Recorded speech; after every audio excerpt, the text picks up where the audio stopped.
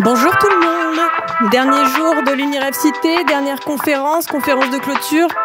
Quoi de mieux pour clôturer ces 3 jours de perturbation de la FNSEA que de terminer par une conférence sur la dissolution de la FNSEA. Bonne nouvelle, on a réussi, ils sont partis, on les a dissous.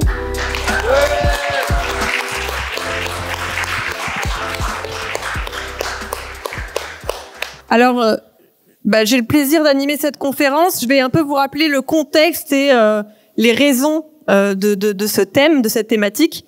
C'est pas seulement par rapport à ce qui s'est passé, évidemment, c'est aussi d'une part par rapport au programme de la REV qui défend la dissolution de la FNSEA, mais pas que. C'est-à-dire qu'on défend la dissolution du modèle productiviste, intensif de l'agriculture.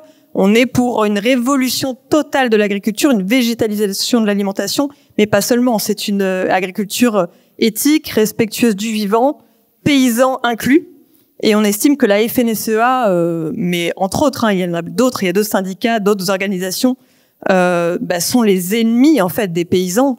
Et en fait, ils les manipulent totalement en leur faisant croire qu'ils défendent leurs intérêts, alors que la FNSEA défend en fait les intérêts d'une toute petite minorité de paysans. C'est même pas des paysans, c'est des multinationales, l'agriculture intensive, voilà.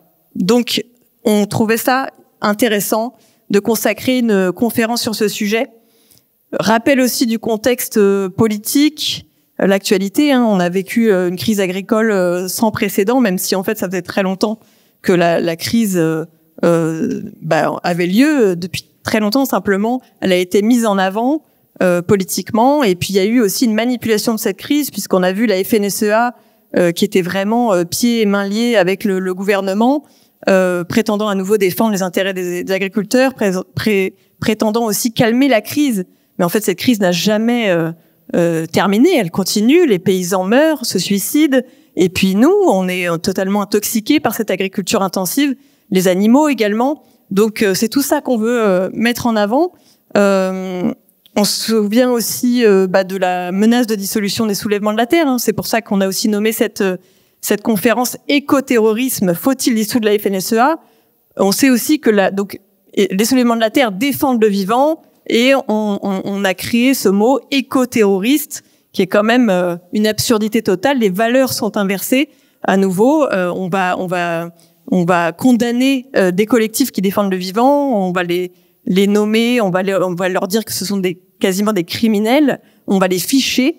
Il y a énormément de personnes qui sont maintenant fichées S pour défendre en fait les êtres vivants, la biodiversité, c'est dingue. Et pendant ce temps-là, les criminels, ceux qui détruisent la nature, qui tuent les animaux, qui pillent le vivant, en permanence sont eux par contre nommés à des titres prestigieux, sont les amis du gouvernement. On sait aussi le poids du lobby qu'est la FNSEA, entre autres. Il y a les jeunes agriculteurs, c'est les mêmes de toute façon, mais on connaît maintenant le rôle du lobby, c'est-à-dire il va aller offrir des repas aux parlementaires régulièrement quelques jours avant des lois. D'ailleurs, nous à la REV, on avait fait des actions pour dénoncer ces repas offerts dans des hôtels ou dans des restaurants luxueux. C'est quand même dingue, je veux dire, que ça soit autorisé, c'est courant, c'est quotidien, les parlementaires reçoivent tous les jours des invitations de ce type pour aller acheter finalement leur voix. Donc c'est aussi une menace pour la démocratie. Et tout ça, il faut le mettre en lumière, le révéler, parce qu'il y a beaucoup de gens qui ne savent pas ça. Ça a des conséquences politiques, ça a des conséquences juridiques, on va en parler aussi avec nos invités. Voilà, je me permettais de faire quand même ce petit contexte général, mais on va rentrer dans le détail avec les invités que j'ai l'honneur de recevoir aujourd'hui. Alors, donc il y a Laura Vallée-Hans ici présente, vous pouvez l'applaudir. Qui est oratrice de la REV, qui est ingénieure agronome, spécialisée dans les pesticides notamment, tu l'expliqueras. Tu as été candidate aussi de la REV aux législatives. On a aussi Élie Divert, qui est chercheur en géosciences environnement. On a aussi Initran, juriste et militante au collectif de défense des victimes de l'agent orange Vietnam Dioxine, donc hyper intéressant aussi, vous allez comprendre pourquoi. Et puis on va démarrer avec la première partie, c'est en fait les conséquences de la FNSEA, mais pas seulement de la FNSEA, évidemment du modèle de l'agriculture intensive, les conséquences sur la biodiversité et l'écologie d'abord. Je vais laisser parler peut-être Élie sur ce sujet dans un premier temps. Oui, bonjour à tous, et puis merci pour cette invitation participer à cette table ronde. Là, je suis très heureux d'être là. Je commence par dire que je suis pas forcément un spécialiste du monde agricole en tant que tel, mais j'ai un travail qui est assez proche des enjeux de terrain, des enjeux de territoire, dans lequel à la fois ce monde agricole est une source de dégradation des milieux naturels, mais aussi parmi les professions, les activités qui sont les plus vulnérables face aux ces dégradations. Alors, comme tu viens de le rappeler, depuis plusieurs années, là, on assiste vraiment à, on va dire, une structuration, une montée en compétence des lobbies anti-écologiques, hein, et la FNSEA, elle est clairement dans cette voie, avec une défense d'un monde agricole, industriel, productiviste, dans lequel beaucoup d'agriculteurs ne se reconnaissent pas, ne font pas partie de ça. Donc, ce monde agricole, industriel et productiviste, ces derniers temps, se heurte grandement à des limites associées notamment aux changements globaux que l'on vit, comme les changements climatiques, la dégradation des sols qui vont faire diminuer les rendements et qui incitent aussi à ces revendications qu'on entend. Ouais, pardon. Un des problématiques associées à ce monde agricole, industriel et productiviste, c'est la dégradation de la biodiversité. Alors, de plus en plus, on a des consensus scientifiques qui se mettent en place, concernant ces dégradations des écosystèmes, qui vont impacter à la fois la diversité des espèces, mais également la structuration même des communautés d'êtres vivants qu'on va trouver dans les milieux naturels. Voilà. Les études aussi tendent aussi à montrer que le modèle alternatif, qui est souvent, celui qui est souvent étudié, c'est le modèle biologique, a une tendance à beaucoup mieux conserver ces espèces naturelles à la fois à l'intérieur des agroécosystèmes, mais également des espaces qui sont semi-naturels qu'on va retrouver autour de ces milieux-là. Voilà. Et malgré ça, malgré ces consensus scientifiques qui se mettent en place, on voit des gouvernements qui donnent raison à ces revendications. Alors j'ai choisi deux exemples de revendications qui avaient été bien entendues par le gouvernement. Le premier, c'est sur les intrants agricoles. Il y a plusieurs types d'intrants agricoles. Ceux qui sont utilisés en plus grosse quantité par l'agriculture industrielle, c'est les engrais azotés et phosphorés. Voilà. Le problème avec ça, c'est que c'est utilisé en excès. Et cet excès va rejoindre les hydrosystèmes, c'est-à-dire l'ensemble des masses d'eau qu'on va trouver. On estime à peu près que le flux de ces engrais azotés a plus que doublé au cours du XXe siècle. En 2015, c'était à peu près, à l'échelle mondiale, 150 millions de tonnes d'azote en excès qui rejoignaient les océans. Et le problème avec ça, c'est que ça va causer des modifications des écosystèmes à la fois dans les cours d'eau, dans les rivières, avec des proliférations algales. Ce qu'on connaît le mieux, par exemple, c'est les marées vertes en Bretagne. Mais ces proliférations algales, on les trouve aussi à l'intérieur des terres, dans les petits cours d'eau. On a des cours d'eau qui sont dans certaines régions particulièrement sensibles à cette augmentation du flux de nitrate associé à l'agriculture industrielle. Et ce qui pose vraiment des problèmes. Dans les cas extrêmes d'eutrophisation associée à ces intrants agricoles, on a la mise en place de zones avec peu d'oxygène ou carrément plus d'oxygène qui se mettent en place dans les zones où ces végétaux vont se dégrader. Et là, c'est des zones carrément mortes. Hein. À l'échelle, les estimations en milieu continental sont pas encore très très fiables, mais au milieu des océans, on a un chiffre de 245 000 km² qui serait peu oxygéné, anoxique, sans oxygène, associés à ces intrants-là. Un autre type d'intrants, c'est les phytosanitaires, mais je vais laisser Laurent en parler. Et puis, dans la continuité de ces phytosanitaires, on a tout ce qui est intrants médicamenteux associés justement à l'élevage. Alors ça, on a moins de données scientifiques pour vraiment établir des consensus là-dessus. On a des caractérisations de pollution qui sont en cours là.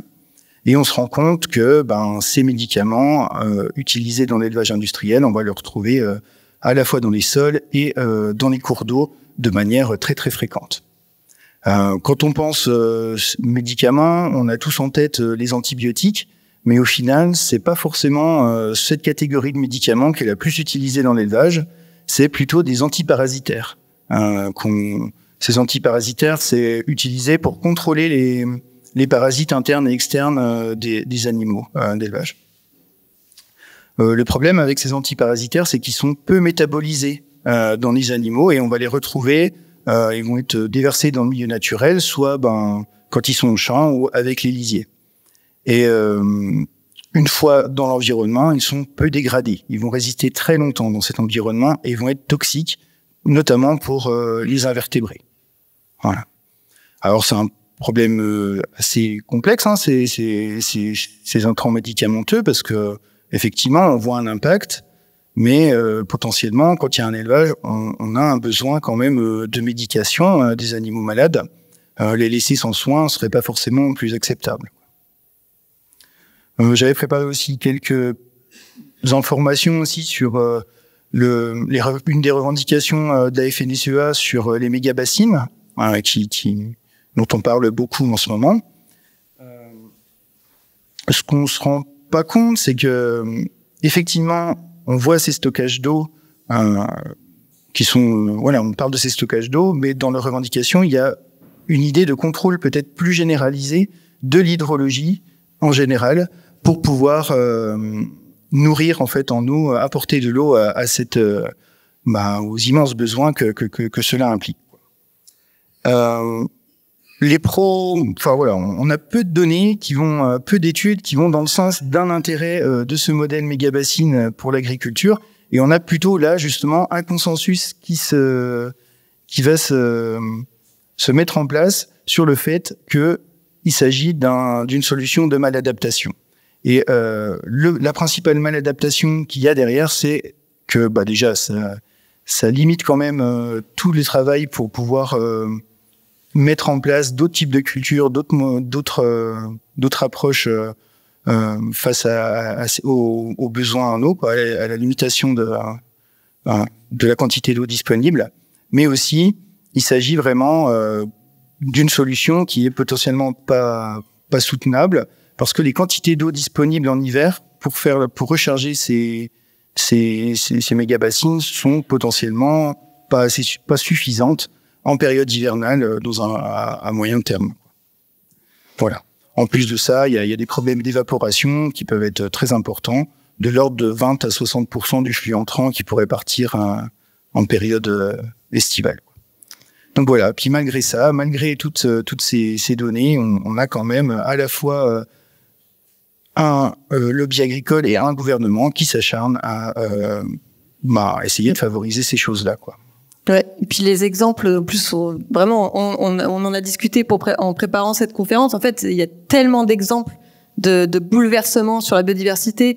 On en a même vaguement abordé aussi ensemble l'histoire des centrales photovoltaïques qui sont aujourd'hui un mal vraiment croissant. Enfin, on en parlait aussi avec quelqu'un de l'Association nationale de la biodiversité qui est en contact permanent avec l'OFB, qui est en fait totalement corrompu, qui reçoit des primes quand il y a des centrales solaires qui s'installent. Enfin, il m'a expliqué des trucs de fou.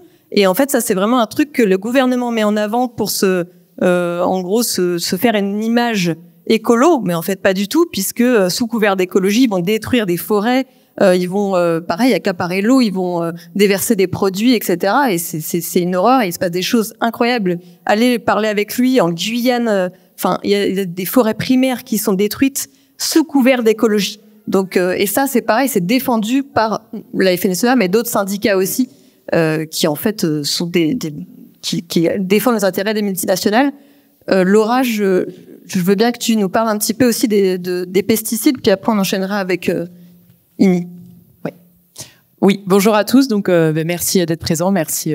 C'est un honneur d'intervenir pour la REV, pour cette conférence qui me parle particulièrement, effectivement, parce que je suis ingénieur agronome et je travaille sur la question des produits phytosanitaires.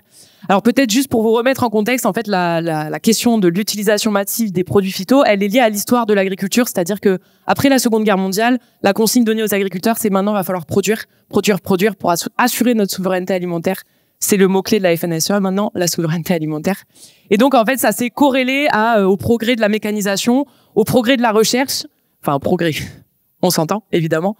Et donc, il y a eu cette utilisation massive des intrants chimiques. Donc, comme tu l'as dit, les engrais azotés, les pesticides. On a complètement rasé toutes les haies. On a fait des méga surfaces agricoles de monoculture. Donc, on est vraiment passé progressivement de l'agriculture de ferme à l'agriculture de firme. Et aujourd'hui, évidemment que ça pose problème. Pourquoi ? Parce que déjà, il faut savoir que la surface agricole, c'est la moitié du territoire français. Donc c'est énorme en termes de surface. Si on ajoute à ça les villes, toutes les infrastructures utilisées par l'homme, ça laisse très très peu de place aux espaces sauvages, donc à la biodiversité sauvage. Donc déjà il y a ça. Ensuite il y a l'utilisation des produits phyto, donc maintenant qu'on appelle produits de protection des plantes, s'il vous plaît. C'est plus les pesticides. Donc évidemment leur utilisation directe, ça tue les insectes. Et il faut savoir que les produits phyto, je sais plus quoi dire maintenant. Les pesticides ne sont pas sélectifs. Donc c'est un peu comme à la pêche, on va pas juste prendre dans les filets les poissons dont on veut. On va prendre les dauphins, les baleines, les tortues, toute une biodiversité. Et les pesticides c'est pareil, on va pas cibler une espèce, mais c'est un ensemble d'insectes qui va être directement touché par les pesticides. Donc évidemment que ça pose problème parce que ces insectes-là, ils vont disparaître.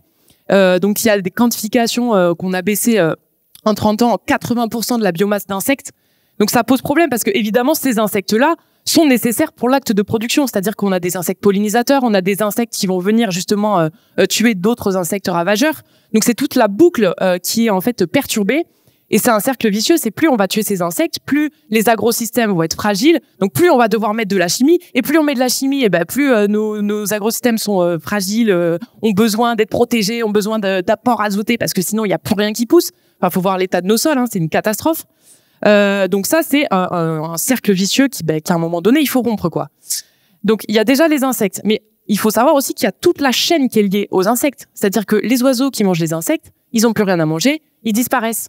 Et pareil, la population d'oiseaux, elle s'est effondrée. Là sur les dernières années, on a une baisse de 30% de la population d'oiseaux rien qu'en France. Donc c'est énorme. Et donc il y a tout l'écosystème qui est lié aussi à la présence de ces oiseaux qu'on fait disparaître. Qui amène à une situation qui est totalement dramatique. Il y a aussi quelque chose dont on ne parle pas assez, c'est la pollution délocalisée. C'est-à-dire que nous, on produit en France des produits, mais on importe aussi des produits. Et l'exemple très concret, c'est la forêt amazonienne. On importe encore plusieurs millions de tonnes de soja de forêt amazonienne, donc qui ont des produits phyto à masse qu'on interdit à nos propres agriculteurs d'utiliser en France. Par contre, on va importer du soja brésilien bourré d'OGM, bourré de pesticides. Donc non seulement ça crée une concurrence déloyale pour nos agriculteurs, en plus de ça, la forêt amazonienne, c'est le berceau de la biodiversité, ça on va pas le cacher. Donc c'est vraiment absolument dramatique. On brûle notre poumon, on brûle la biodiversité, on fragilise nos systèmes. C'est quand même, il y a un effet boule de neige qui est quand même assez dramatique pour le coup. Donc c'est pareil sur la biodiversité des sols, à force d'avoir des pratiques mécanisées, c'est le labour profond, c'est une même surface qui va être traitée par un agriculteur va être capable de traiter une surface beaucoup plus grande. Donc forcément, ça va être simplifié, c'est industrialisé. Donc toute la biodiversité du sol, elle va s'effondrer. Et pareil, c'est problématique parce que sans biodiversité du sol, on produit pas grand-chose. Sauf si derrière, on les dope aux produits chimiques, aux intrants qui vont polluer l'ensemble de la sphère des écosystèmes, etc. Donc là aussi, on a un cercle vicieux. Et ce qui est très problématique, mais on y reviendra après, c'est qu'à un moment donné, notre appareil de production, nos agrosystèmes, ils sont à bout de souffle. Et qu'à un moment donné, il y a la question qui se pose, c'est que demain, est-ce qu'on va être capable de produire de l'alimentation, de nourrir le monde?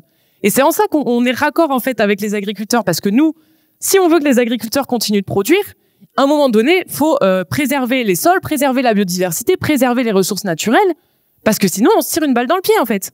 Et là, il y a des premiers cas qui commencent aussi à apparaître de résistance aux molécules chimiques. C'est-à-dire qu'on met plein de produits phyto, et finalement, les plantes ou les insectes dont on veut qu'ils disparaissent s'habituent à ces produits phyto. Donc, il y a des résistances. Donc, maintenant, on va mettre des produits phyto, mais ça fait plus rien. Donc là, il y a des agriculteurs qui sont dans une impasse. C'est-à-dire qu'ils disent, je ne sais plus quoi faire.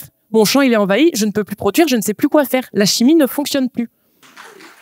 Je me permets de profiter de ton expertise. On parle aussi des nouveaux OGM. Est-ce que c'est pas aussi une alternative qu'ils veulent un peu développer pour pouvoir justement pallier à ces résistances? Alors, faut pas les appeler les nouveaux OGM. Mais oui, tout à fait. En fait, c'est exactement ça. On essaye d'aller chercher dans la génétique comment on peut modifier le processus génétique pour faire en sorte que les plantes soient résistantes à telle maladie ou à telle substance.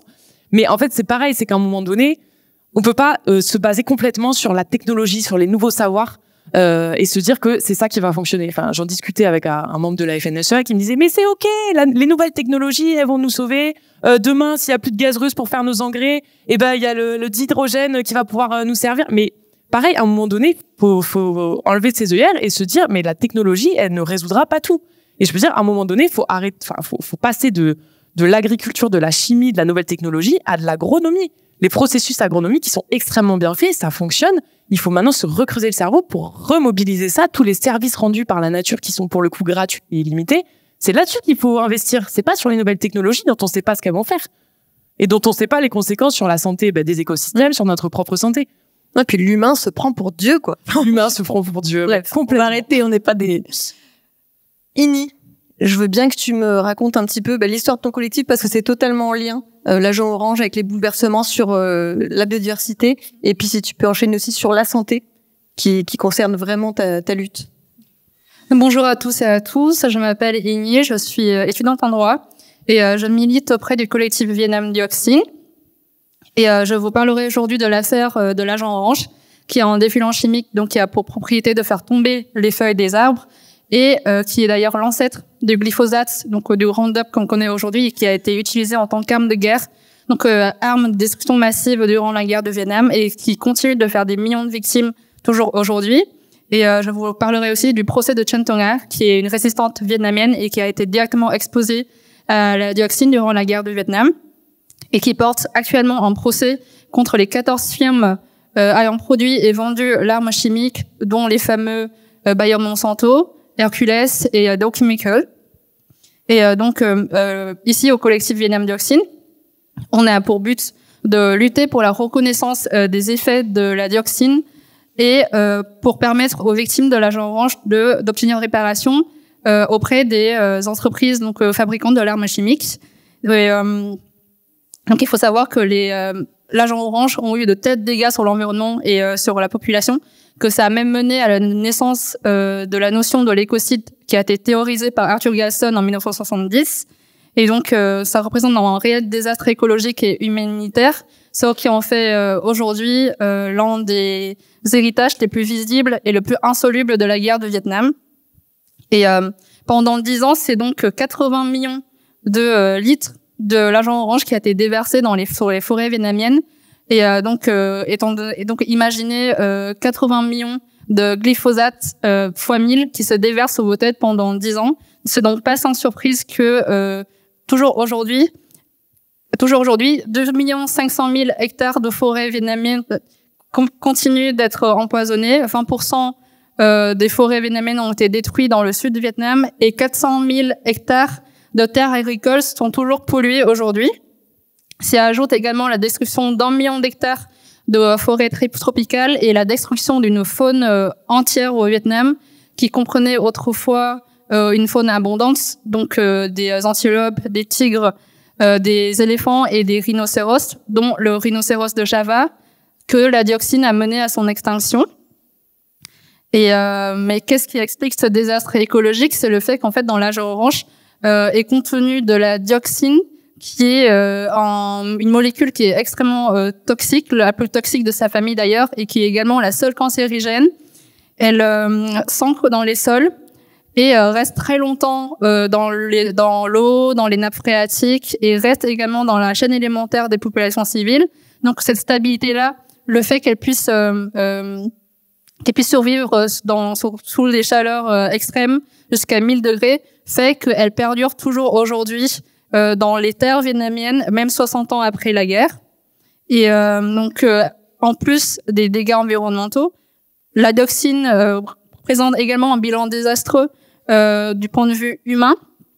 C'est pour ça qu'on estime à 5 millions de personnes ayant été touchées par la dioxine. Et aujourd'hui, c'est toujours 3 millions de victimes répandues sur 4000 villages différents, au Laos, au Vietnam et au Cambodge, qui souffrent toujours de séquelles liées à l'exposition à la dioxine. Donc la liste des maladies reconnues est extrêmement longue. Les États-Unis ont reconnu 17 maladies officiellement. D'ailleurs, elles ont été reconnues tout d'abord pour les vétérans américains et il a fallu très longtemps, de nombreuses années après, pour qu'elles puissent être reconnues également pour les victimes civiles vietnamiennes. Donc parmi les maladies, on peut citer de nombreux cancers, dont le cancer de la prostate, la leucémie, d'autres tumeurs des tissus mous et également des troubles du métabolisme divers, comme par exemple le diabète de type 2, des troubles auto-immuns, des difficultés respiratoires, la maladie de Parkinson également. Donc, on dit que la dioxine est tératogène, c'est-à-dire que elle cause des malformations auprès des enfants. Chez les enfants de la 2e génération, c'est-à-dire et de la 3e et de la 4e génération, c'est-à-dire les enfants des victimes ayant été directement exposés à la dioxine, on dénombre des malformations congénitales qui comprend la spina bifida, qui est une malformation de la moelle épinière pouvant paralyser entièrement les jambes, et d'autres anomalies comme par exemple des orteils palmés, des jambes et des bras raccourcis, des troubles auto-immuns, des difficultés respiratoires. D'ailleurs, Chen Tonga, qui porte le procès, souffre de nombreuses maladies, dont des cancers, de diabète, et ses 3 filles également, qui n'ont pas été directement exposées à la dioxine, souffrent de nombreuses difficultés respiratoires.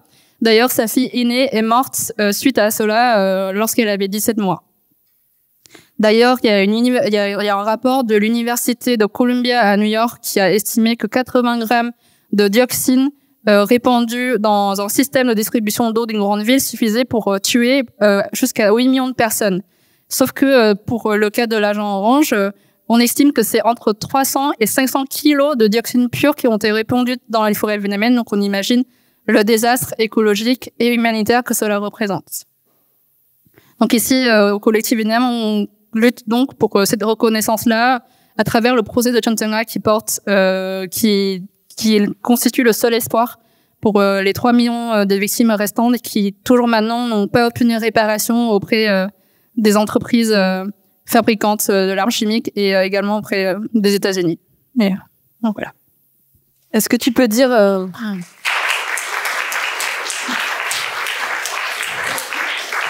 l'issue du procès, qui est quand même une actualité, hein, c'est aussi pour ça qu'on t'a invité. Oui, par ailleurs, il faut savoir que les entreprises, du coup, fabricantes de l'arme chimique bénéficient toujours d'une impunité totale envers les victimes de l'agent orange. Chen Tonga, depuis 2014, elle porte un procès devant les tribunaux internes français. Cependant, on a eu une mauvaise nouvelle il y a quelques jours. La demande de Chen Tonga a été déboutée par la Cour d'appel de Paris en raison de l'immunité juridique dont bénéficient les États et qui... Bref. Donc, pour revenir un peu sur l'immunité juridique, c'est un peu technique, l'argumentaire des entreprises a été de dire que en fait, ils faisaient que suivre les ordres donnés par le gouvernement et eux, ils ne connaissaient pas les effets de cette arme-là, ce qui fait que, étant donné le fait de porter plainte contre les entreprises, c'est comme porter plainte contre les États-Unis, ce qu'on ne peut faire en tribunal interne. Donc, ça a permis aux entreprises de contourner le droit et de ne pas, toujours maintenant, ne pas être condamnées pour, pas être responsabilisées pour les actes commis durant la guerre. Il me semble, dis-moi si je me trompe, que seuls les soldats américains ont reçu une indemnisation, enfin... Oui, c'est ça. Mais en fait, les effets ont été très vite reconnus pour les soldats européens. Un rapport a été publié dès les années 90 sur les risques de l'agent orange. Les soldats américains ont obtenu des indemnisations de la part des entreprises à hauteur de 180 millions de dollars. Ils ont obtenu également des des aides supplémentaires de la part du gouvernement américain. Et le fait qu'ils ont obtenu ce genre de réparation de la part du gouvernement et de la part des entreprises font qu'en fait, ils ont reconnu leurs responsabilités envers les vétérans américains, ce qui n'est pas le cas pour les victimes civiles du Cambodge, du Laos et du Vietnam. C'est dingue quand même. Enfin, je veux dire... Voilà. Donc, il faut vraiment soutenir cette cause. C'est hyper important. Parfois, les gens vont nous dire, mais pourquoi on parle encore de la jaune orange? Bah oui, parce qu'il y a encore des dégâts, parce qu'il faut se souvenir, parce que c'est l'actualité. Et puis, on voit tout le lien entre la guerre, les multinationales, l'agrochimie et l'éco-terrorisme. S'il y a bien un mot, si on doit utiliser ce mot, on peut peut-être le donner à ces gens, quoi. Oui. Donc ça, c'est hyper important de le dire. Oui, et je fais de rajouter aussi que en plus de dégoûter de ces demandes, ils ont aussi condamné à payer chaque entreprise 1 500 €, sachant que c'est peu par rapport à ceux qu'ils ont demandé en premier lieu. Hercules a demandé à lui seul 40 000 € de compensation pour des frais de justice de gain. Donc, je vous soutiens tous si ça vous intéresse de l'aider pour ses frais de justice en faisant un don collectif, en achetant son livre ou juste en nous soutenant sur les réseaux sociaux et en la soutenant aussi. Et vous faites un recours là, juridique? Oui. Donc le procès va aller en cassation. Voilà. Donc, mais ça reporte encore une fois le procès. Et quand tu dis qu'en plus les multinationales et les partisans de l'agrochimie ne connaissent pas les effets, on sait aussi que Monsanto a financé des études privées qui démontraient soi-disant qu'il y avait aucun effet, mais on sait que certaines études indépendantes montrent depuis assez longtemps quand même les effets sanitaires et écologiques. Oui. Merci beaucoup. Sur la santé, peut-être Laura et Elie aussi, hein, tu peux compléter, mais je sais que Laura a pas mal d'exemples. Mais n'hésitez pas sur la santé, même humaine, sur les paysans, etc. Est-ce que ça vous évoque? Non, mais j'ai trouvé très intéressant ce que tu disais sur la dioxine, hein, et ça me fait penser à ce qui se passe en ce moment en Amérique du Sud, où malgré cet exemple-là qu'on a avec la dioxine au Vietnam, on va utiliser des PFAS, les polluants éternels qui sont tant défrayés dans la chronique chez nous, vont être utilisés dans les pesticides, vont être épandus dans ces zones-là en grosse quantité. Donc nous, en Europe, on a réglementé cette utilisation au milieu des années 2000. Avant, on ne sait pas si on les a utilisés ou pas. C'est pas certain. Mais maintenant, on sait que le PFAS est utilisé en grande quantité, notamment pour les pesticides du soja, quoi. Donc ça paraît fou, quoi, malgré tous ces précédents qu'on en arrive là, quoi. Et du coup, je compléterai par rapport à la santé des agriculteurs. Donc, il y a évidemment les effets direct sur la population. Hein. On répand des produits phyto dessus, c'est super. Il y a aussi un effet un peu sous-jacent de cette espèce de machine infernale là, dans laquelle l'agriculture est plongée, c'est la santé mentale des agriculteurs. C'est-à-dire que maintenant, les agriculteurs, ils sont plus forcément décisionnaires, et il y a des agriculteurs qui le disent. Moi, j'aimerais bien avoir plus de pouvoir de décision sur mon exploitation et pouvoir faire un peu ce que je veux. Mais en fait, ils sont tenus de l'amont à l'aval. Donc l'amont, c'est les coopératives, les industries phytopharmaceutiques qui vont leur dire quoi faire. Eux, ils s'exécutent. Ensuite, leur production, elle est récupérée par des grandes coopératives qui va les commercialiser, etc. Donc ils sont verrouillés dans un système capitaliste qui est mondialisé. Hein. C'est-à-dire que c'est même plus en France que ça se joue à ce niveau-là. C'est à l'échelle européenne au niveau de la PAC, mais voire à l'échelle mondiale au niveau des marchés, en fait. Et donc, ça crée une énorme pression sur les agriculteurs. Donc, c'est une profession qui est malheureusement très touchée par les suicides. Hein. On compte un suicide tous les 2 jours chez les agriculteurs, et en particulier pour les éleveurs laitiers et les éleveurs bovins, parce qu'il y a toutes ces problématiques-là. Donc, déjà, de plus être décisionnaire, il y a une pression énorme. Ils s'endettent, c'est-à-dire qu'on leur dit il faut toujours produire plus, donc il faut avoir le matériel pour produire plus. Donc, je sais pas si vous savez, le prix d'un tracteur, c'est énorme, c'est le prix d'une maison, quoi. Les bâtiments d'élevage, c'est pareil. Il faut les mettre aux normes régulièrement. Et ça, je sais pas si vous avez vu le film Au nom de la terre, mais ça le résume quand même relativement bien. Donc, il y a cette espèce de mal-être-là qui est très présent. C'est une profession qui n'attire plus. Forcément, hein, on leur demande de bosser énormément, de pas gagner énormément d'argent. Bon, il y a évidemment des subtilités à amener, hein, mais c'est un métier qui n'attire plus. Donc, derrière, c'est la problématique de qui c'est qui va reprendre mon exploitation, qui c'est qui va reprendre tout le travail, tout l'héritage dont j'ai hérité, quoi. Il y a aussi un ras-le-bol par rapport aux réglementations, parce que il y a des choses. En fait, eux, ils la voient comme punitive, la réglementation. On leur dit de mettre moins de phytola, enfin, il y a énormément de réglementations qui sont présentes et qui sont parfois contradictoires, et eux ne comprennent pas forcément leur intérêt. Et donc là, c'est pareil, le rôle de la FNSEA, il est un peu malhonnête, parce qu'il pourrait leur expliquer qu'il y a quand même des intérêts à, comme on l'a dit, protéger l'environnement, protéger les ressources qui leur permettent de produire. Mais non, la FNSEA, elle appuie là-dessus en disant mais vos normes environnementales, elles nous font chier. Il y a un exemple très précis, c'est les 4% de jachère. Normalement, un agriculteur doit mettre 4% de sa surface agricole en jachère pour permettre aux espèces pollinisatrices de venir, pour laisser un peu tranquille le sol. Et donc là, avec la dernière crise agricole, ils ont détenu une dérogation. Donc maintenant, les 4% de jachère ne sont plus obligatoires. Donc qu'est-ce qu'on met dans la tête des agriculteurs? C'est tous les espaces qu'on laisse à la biodiversité, c'est un espace que vous n'avez pas pour produire. Donc en fait, vous participez à la souveraineté alimentaire en rasant tout, enfin en produisant au maximum sur les espaces dont on peut produire.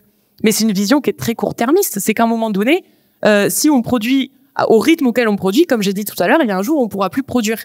Et donc ça, vraiment, je trouve que c'est très malhonnête, et on pourrait vraiment faire coïncider les aspects agro-environnementaux et l'axe de produire. Et les deux sont vraiment hyper importants, et ils permettent d'avoir des meilleurs rendements, d'avoir des systèmes qui sont plus robustes, plus résilients. Donc demain, s'il y a des aléas climatiques qui viennent perturber un agrosystème, il sera plus à même de pouvoir s'en ressortir, en fait, et les rendements pourront être sauvés, on peut dire. Donc voilà, il y a cette problématique-là qu'il faut prendre en compte aussi. Oui, il y a une manipulation aussi politique de la part de la FNSEA vis-à-vis des agriculteurs, qui leur met dans la tête que la raison de leurs mots, en gros, ce sont les écologistes. En fait, les réglementations seraient instituées par les écologistes, alors que pas du tout. Et c'est là où nous, on a un travail à faire aussi. Avec réinformation. Exactement. Et encore une fois, c'est extrêmement malhonnête de la part de la FNSEA. Eux, leur mot maître, c'est vraiment souveraineté alimentaire, autonomie, produire à bas coût. Mais en fait, le problème, c'est que produire à bas coût, manger à bas coût, ça a un coût. Ça a un coût sur l'écosystème, sur la santé des consommateurs, sur la santé des agriculteurs. Et eux, ils ont ce dogme-là qui est hérité, encore une fois, de la Seconde Guerre mondiale. Mais à un moment donné, il faut évoluer. Et cette production à bas coût, elle n'est absolument pas durable. Et c'est l'ensemble de notre propre autonomie alimentaire qu'on met en danger en faisant ça. Alors, moi, j'aimerais justement vous interroger sur cette influence de la FNSEA et des syndicats qui défendent l'agriculture intensive et destructrice de la biodiversité et de la santé, y compris des paysans, sur les paysans, puisque en fait, il y a aussi des systèmes, des méthodes administratives que la FNSEA a employées. J'avais entendu qu'il y avait un système selon lequel les paysans, dès qu'ils ouvraient leur exploitation, en gros, ils étaient membres par défaut. Enfin, il y a eu une période comme ça. Et du coup, il y a énormément de membres de la FNSEA et des jeunes agriculteurs maintenant. Et en fait, ils défendent, que je disais tout à l'heure, que 5%, les intérêts de 5% des agriculteurs, en fait. Donc, comment expliquer ça, et puis comment faire pour informer les paysans, quoi. Déjà, effectivement, il faut reprendre l'historique de la création de la FNSEA, donc qui est encore une fois hérité de la Seconde Guerre mondiale et qui s'est implanté directement en lien avec la révolution agricole qui a eu lieu de l'après-Seconde Guerre mondiale. Et en fait, depuis, ils n'ont pas arrêté de consolider leur positionnement dans le paysage politique agricole. Donc effectivement, là, aujourd'hui, c'est 57% des agriculteurs qui sont adhérents à la FNSEA. Mais parce qu'ils sont très malins, la FNSEA, ils défendent un discours auquel les agriculteurs se retrouvent, à savoir, encore une fois, c'est les prix bas, la concurrence internationale, les normes environnementales qui sont vues comme les ennemis de l'agriculture. Donc ça, c'est un discours qui parle aux agriculteurs, donc et qui vont adhérer. Donc il faut savoir qu'ils sont très présents sur le territoire national. Donc il y a 20 000 syndicats locaux, 95 fédérations départementales. Donc on a eu l'honneur de les voir. Et ils ont une force de mobilisation qui est extrêmement importante du fait de leur présence sur le territoire. Et donc demain, ils peuvent avoir des moyens de mobilisation qui sont extrêmement importants. On l'a vu lors de la dernière crise agricole où ils ont quand même les moyens de bloquer un pays, quoi. Et derrière, leur menace sur le gouvernement de dire si demain les agriculteurs arrêtent de travailler, on mange plus. Donc ça, ils font bien pression sur les gouvernements par rapport à ça. Donc il y a une sorte d'impunité aussi autour de la FNSEA, parce que ils nous traitent d'éco-terroristes quand on manifeste pour des bassines, pour des méga bassines. Mais eux, saccager des ministères de l'environnement. Enfin, c'était pas le ministère, mais c'était une structure qui agit pour l'écologie. Ils brûlent des pneus, donc ils s'empuantent toute la population locale. Enfin, ils ont des moyens d'action qui sont quand même un peu vénères à la FNSEA, quoi. Donc voilà, il y a cette présence-là sur le territoire, il y a cette présence auprès des décideurs politiques. Donc tu l'as dit, Azelma, hein, ils ont une force de lobby qui est très importante. Ils ne se cachent même pas que à la veille de décisions importantes qui vont orienter l'agriculture, eh bien ils vont offrir des petits déjeuners aux députés. Pareil sur le. Voilà. Et j'avais entendu qu'il y avait aussi beaucoup de représentants de la FNSEA qui dirigeaient des coopératives. Exactement. Et les coopératives étaient infiltrés dans les coopératives et allaient voir les paysans en leur disant moi je vous vends des semences, je vous vends des pesticides. Exactement. En fait, donc, ils sont non seulement dans les coopératives, dans les chambres d'agriculture, dans toutes les structures agricoles. En fait, ils sont un peu infiltrés de partout. Et donc, c'est un peu le serpent qui se mord la queue, c'est-à-dire que c'est eux qui vont donner des politiques agricoles, donc lesquelles les agriculteurs vont s'exécuter. C'est eux qui représentent les agriculteurs en défendant leurs droits, leurs intérêts, et qui sont à la fois décisionnaires. Enfin, vous voyez qu'à un moment donné, c'est quand même une structure qui est extrêmement ancrée et qui a des années de lobbyisme derrière. Donc derrière aussi, eux, ils montent en compétences là-dessus. Il faut savoir qu'ils ont des moyens énormes, hein, la FNSEA. Il y a des études, Génération Future qui a estimé qu'ils avaient à peu près 3 millions d'euros de budget par an pour faire du lobbyisme. Donc c'est énorme. Donc à côté de ça, on a la Confédération paysanne où ils ont beaucoup moins d'adhérents, une force de frappe beaucoup moins présente. Ils se font complètement écraser par ce syndicat-là. Et ça, c'est problématique. C'est-à-dire qu'ils ont le monopole aujourd'hui de la représentation des agriculteurs. Et donc voilà, encore une fois, on l'a vu la dernière crise agricole, ils ont réussi à faire en arrière de 30 ans de normes environnementales à la PAC. À la PAC, qui est la politique agricole commune européenne. C'est la FNSEA qui était reçue à Matignon tous les 2 jours. C'est la FNSEA qui a eu le fin mot de l'histoire. Enfin, c'est quand même extrêmement inquiétant, quoi. Elie et Igny sur le lobbyisme, y compris même sur la politique intérieure. Juste petite précision, c'est aussi par la pression de la FNSEA qu'a été créée la cellule Déméter que vous devez connaître, puisque cette cellule fiche en fait les activistes écolos et animalistes. Donc il y a ça aussi. Et puis cette impunité des agriculteurs pendant la crise. Hein. Donc on a bien vu qu'il y avait quand même une influence directe sur la gestion intérieure et policière du pays. Est-ce que vous pouvez peut-être m'en parler? Ouais. Oui, la dernière crise agricole a quand même vraiment mis en lumière ce lien étroit, hein, cette entente, on va dire, du gouvernement, des revendications de la FNSEA, et pose, à mon avis, vraiment un problème très intéressant, très important pour l'écologie, c'est celui de la sécurisation aussi des avancées écologiques, des réglementations écologiques. Si on peut revenir en arrière sur des choses aussi fondamentales que Ecophyto, qui, comme on l'a vu là en peu de temps, on a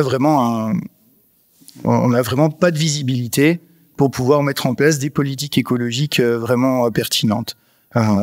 Voilà. On peut revenir vite fait sur Ecophyto et sur le fait comment on a un plan qui a été mis en pause et qui a été changé sous un autre nom, mais avec des objectifs carrément à la baisse, hein, avec, je sais pas si vous avez suivi les choses, mais la mise en place d'un autre indicateur qui, à lui seul, ce changement d'indicateur permet de remplir les objectifs. Voilà. Donc on a eu une grogne agricole sur les restrictions d'utilisation des produits phytosanitaires. Ok, on change l'indicateur et puis cet indicateur, il est déjà tout bon presque. Donc voilà. Donc c'est ce genre de choses, ce genre de connivence entre un gouvernement et puis un lobby agricole qui, on peut le répéter, hein, représente vraiment pas forcément les intérêts de tous les agriculteurs et pas non plus celui des professions agricoles qui sont parmi les plus exposés en plus à ces pesticides, qui posent vraiment des questions. Hein, ouais. Igny, sur l'influence peut-être sur l'aspect juridique. Oui, donc il faut savoir que la FNSEA soutient et est soutenue aussi par encore une fois les grandes entreprises agrochimiques qui possèdent une énorme influence économique et politique sur nos institutions publiques. On l'avait vu avec le procès de Nia qu'ils bénéficient d'une impunité aux États-Unis et en France du fait qu'ils se cachent derrière l'immunité juridique des États et sont couverts également par les États-Unis. Et donc à travers ce procès, on voit aussi le rapport de force qu'il y a entre des méga entreprises qui possèdent des millions voire des milliards et des personnes civiles qui se battent comme ils le peuvent. Dans le procès à travers le procéduriat, on voit que c'est un véritable combat de David contre Goliath, presque, parce que d'un côté, nous avons 2 avocats bénévoles, William Bourdon et Bertrand Ripotte, qui doivent se battre tout seuls contre une armée d'avocats droit des affaires qui sont payés des millions par des méga entreprises et qui sont habitués des tribunaux.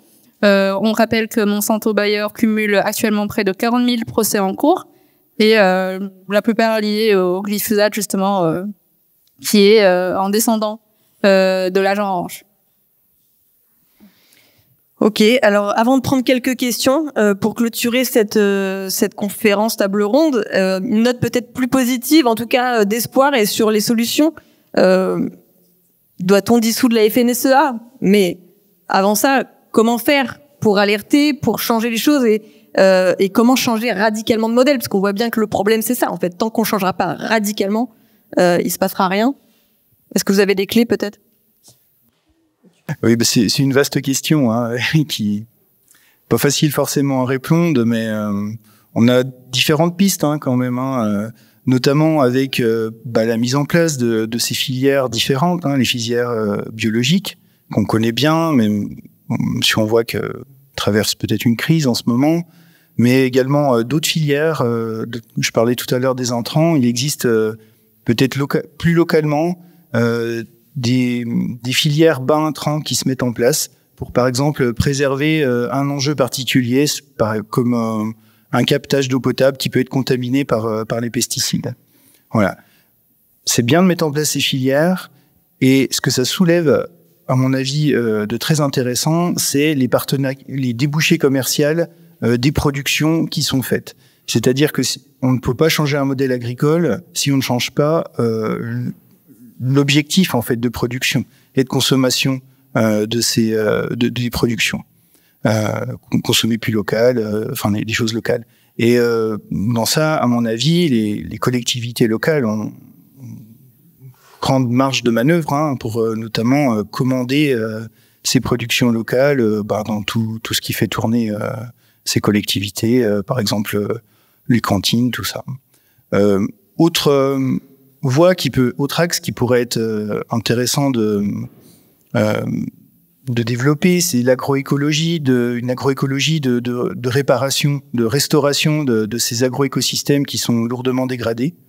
On a l'exemple, par exemple, des haies, des zones dans lesquelles on a eu une imperméabilisation des sols, une déstructuration de ces sols, un arrachage de ces haies, où on voit qu'il y a environ 70 à 100% de l'eau qui tombe, qui ruisselle et qui s'infiltre pas dans le sol. Hein. Donc mettre en place une restauration de ces haies permet à la fois de garder l'eau sur place et limiter les besoins d'irrigation, et aussi apporte de l'eau pour les écosystèmes qui sont autour. Et un des derniers points qui peut être intéressant aussi de faire valoir, qui est peut-être un peu plus philosophique, c'est celui de mettre en place une écologie qui serait en fait de reconnaître un intérêt commun d'une communauté d'êtres vivants qui intègre les humains et les non-humains, hein, qui permettrait peut-être de renverser ce conflit entre la conservation de la biodiversité d'une part et les intérêts de certains agriculteurs de l'autre, en prenant vraiment en compte qu'on est tous dans le même bateau et que on a vraiment tous à gagner de préserver des conditions d'existence sur le long terme. Voilà. Et puis pour finir, je pense aussi qu'il y a pas mal d'exemples sur les territoires de projets qui sont de belles manières de concrétiser des aspirations à avoir des systèmes qui sont socialement ou écologiquement plus vertueux, et puis qui sont vraiment une réponse intéressante à apporter à toutes ces dénigrations qu'on peut voir. Voilà, donc on ne gagnera pas forcément la bataille des idées, mais en montrant une concrétisation de ce que ça peut faire, ça peut aider quand même, je pense. Ouais. Merci. Oui, mais je suis tout à fait d'accord avec ce que tu as dit. En fait, nous, on n'est pas fâchés avec les agriculteurs. Enfin, vraiment, faut arrêter de dire agriculteurs, écolos, c'est la guerre. Enfin, vraiment, c'est beaucoup plus profond que ça. Nous, on est fâchés avec le système capitaliste qui les broie. En fait, ils sont eux les premières victimes de ce système-là. Donc, ils ont réussi le défi de nourrir la France après la Seconde Guerre mondiale. très clairement. Donc, ils ont su s'adapter, etc. Maintenant, il faut aller un petit peu plus loin et effectivement, il faut avoir un nouveau paradigme de l'approche de l'agriculture. C'est-à-dire que l'agriculture, maintenant, c'est plus produire. Maintenant, c'est produire, prendre en compte l'écosystème dans lequel on est, prendre en compte le bien-être des travailleurs. Nous, on va un petit peu plus loin, donc c'est prendre en compte une éthique animale, donc là, qui est clairement bafouée. Et donc là-dessus, il faut qu'il y ait un réel soutien politique.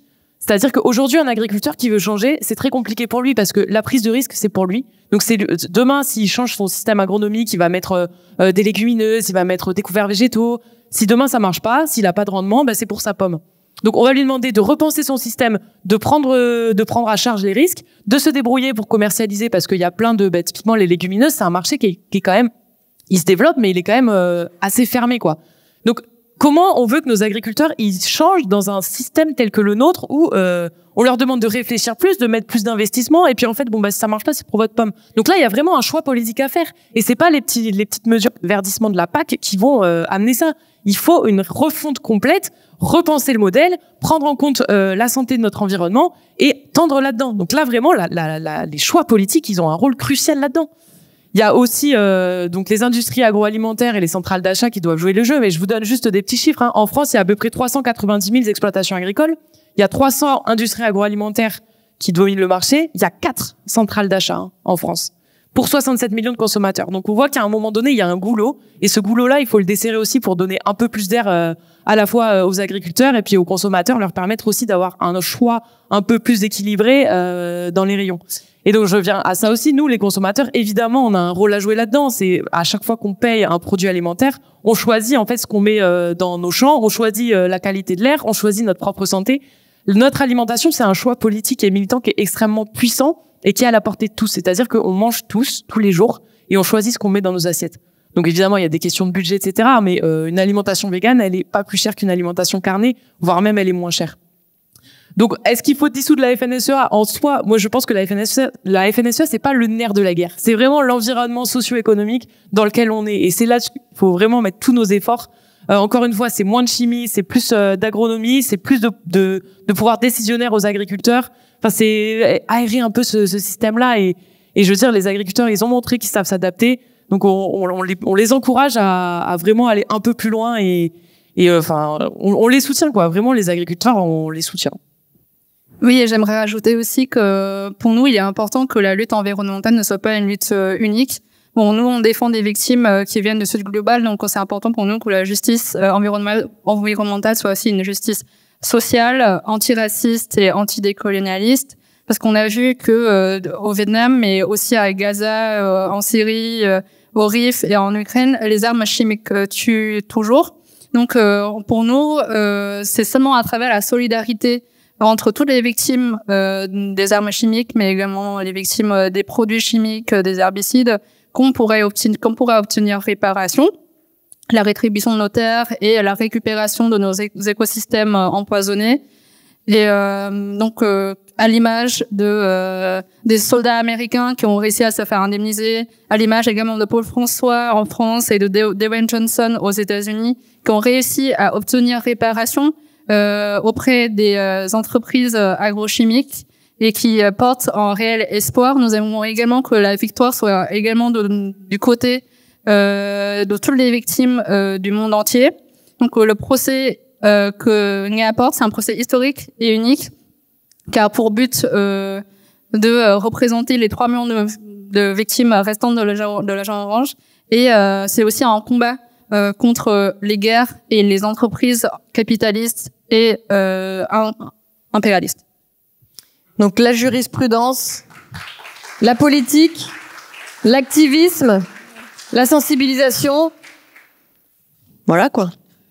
Et juste avant de prendre des questions, juste la FNSEA, on dit la FNSEA parce que c'est un syndicat majoritaire, mais il y en a plein, mais il y a une liste de syndicats lobbyistes et défenseurs de l'agriculture intensive. Je pense à Interbev, lobby de la viande. À écouter les discours, c'est dingue. C'est eux qui ont inventé le flexitarisme. C'est très drôle quand même. Bref, on va prendre les questions. Et ensuite, on clôturera cette seconde édition de l'Uniref Cité.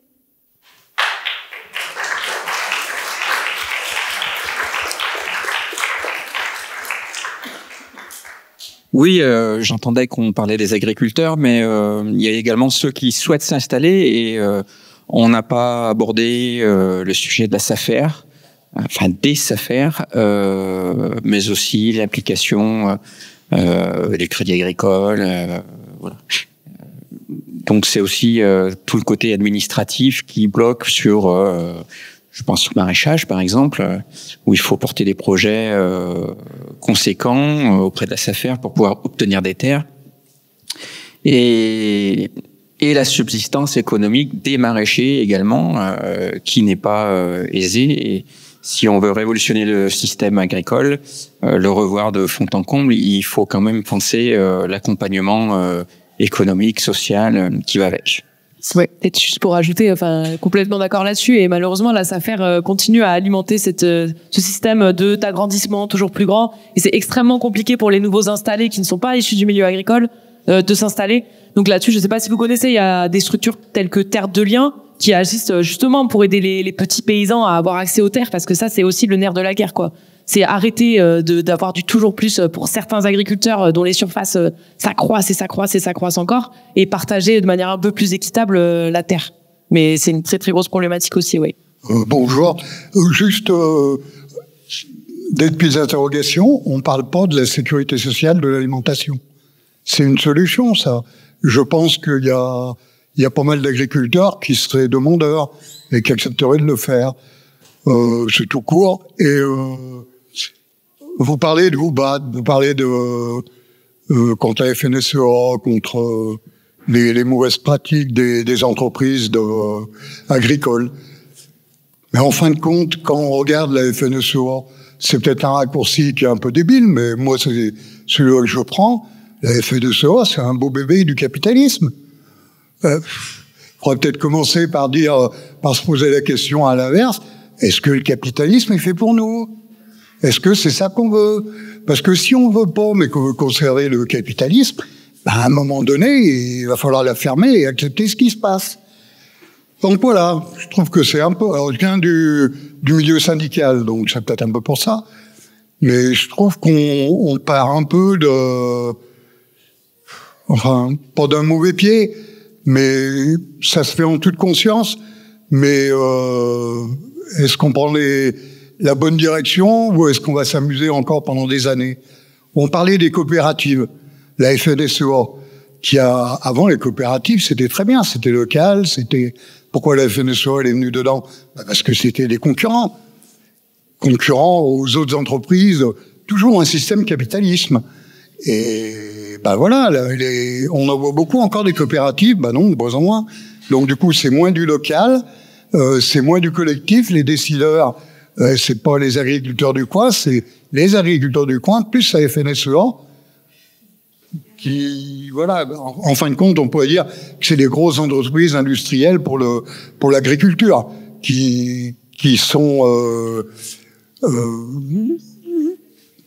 pas pilotées, mais qui sont qui passent par la FNSEA. Donc voilà, mais juste des interrogations. Juste à la rêve, on défend la sécurité sociale de l'alimentation. Aymeric a fait un texte dessus. En effet, l'écologie sans capitalisme, c'est du jardinage, quoi. Et vous avez tout à fait résumé. Je pense que dans nos discours, c'est le message qu'on porte aussi, c'est que le problème, c'est pas la FNSEA c'est le capitalisme sous-jacent, et c'est le capitalisme qui est verrouillé, qui est mondialisé et qui nous amène à être dans cette situation aujourd'hui. Donc évidemment, si c'est pas une lutte anticapitaliste, ça sert pas à grand chose, quoi. D'une agriculture aussi qui a vocation à exporter ses productions, qui est vraiment le modèle standard maintenant de cette agriculture industrielle, et qui est peut-être à réformer aussi, en repensant justement les débouchés des productions plus localement, comme on le disait tout à l'heure. Ouais. Y a-t-il un moyen de grouper les attaques, notamment par rapport au gouvernement et par rapport à ce que tu disais sur Bayer? Moi, je suis concernée, je rentre en procès contre Bayer toute seule.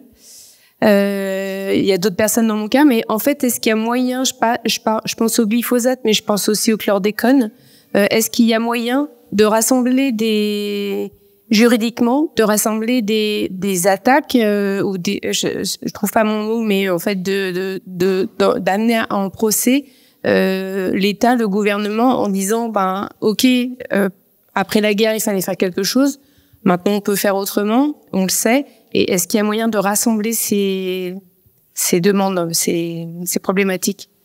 Alors c'est une très bonne question parce que nous-mêmes on se pose la question aussi d'une possibilité de rassembler les victimes de l'agent orange au Laos, au Cambodge, au Vietnam. Mais la difficulté est que ces personnes-là sont silenciées. Il y a très peu d'associations il y a pas très peu de personnes qui connaissent le cas de l'agent orange. Donc ça devient de plus en plus populaire. Mais il est difficile de pouvoir les rassembler juridiquement, étant donné que ça dépend des tribunaux internes de chaque pays. Il y a eu un autre procès avant celui de Chantoga qui a été porté par l'association des Vietnamiennes des victimes de l'agent orange, qui a été porté devant la Cour suprême des États-Unis à New York en 2004. Et il faut savoir qu'en fait, c'est plus une question d'insuffisance du droit actuel qui bloque l'accès à la justice, parce que ces victimes-là, elles ont été déboutées de leur demande car le juge a considéré que l'agent orange ne constituait pas un poison en vertu du droit international, en dépit de la réalité matérielle où l'agent orange a réellement été utilisé comme une arme de guerre et en tant que poison. Donc c'est plutôt cette difficulté-là qu'il faut aller chercher. Et notamment par rapport aux victimes du chlordécone, encore une fois, moi j'aimerais bien, j'espère qu'un jour on arriverait à rassembler les combats et à pouvoir porter ce procès-là en justice. Mais encore une fois, il y a une question de manque de moyens, manque de médiatisation. Et là, on commence petit à petit à avoir à populariser l'affaire. Mais il est vrai que peut-être à plusieurs, on arrivera à mieux porter ce procès-là devant les juridictions partout dans le monde. Merci. Alors, on va s'arrêter là pour avoir le temps de clôturer l'événement, puis comme ça vous pouvez discuter avec eux aussi avant de partir. Merci infiniment pour ces interventions.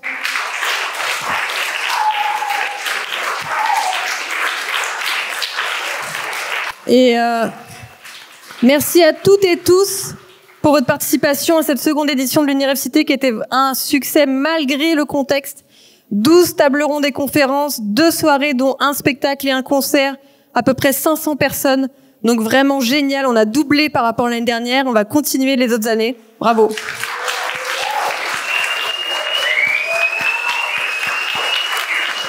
Et d'ailleurs, les agriculteurs en colère et les chasseurs nous ont fait de la pub puisqu'on a gagné plusieurs centaines de followers sur les réseaux et des nouveaux adhérents.